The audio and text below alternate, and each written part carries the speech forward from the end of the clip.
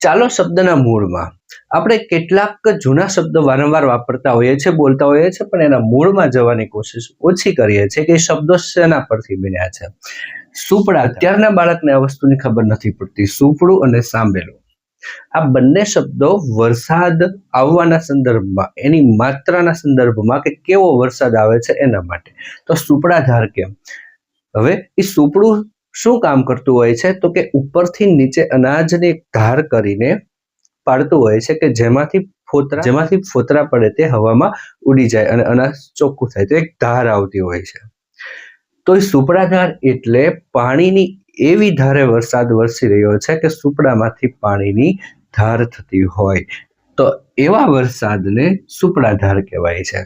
સુપડું કંઈક આવું હોય છે, આમાં અનાજ હોય છે અને ઝાટક ઉપરથી ધાર કરે એટલે એ થાય.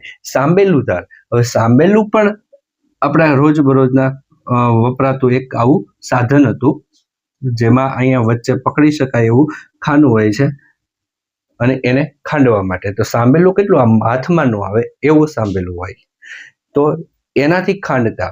તો એ સાંબેલાની ધાર, વરસાદ કેમ વરસી રહ્યો છે? તો કે એટલી જાડી ધારે વરસાદ પડી રહ્યો છે, ખૂબ પડી રહ્યો છે. તો આ બંને શબ્દો પુષ્કળ વરસાદ આવવાના સંદર્ભમાં આ બંને પ્રતીકોને લઈને એ નામ બોલાય છે.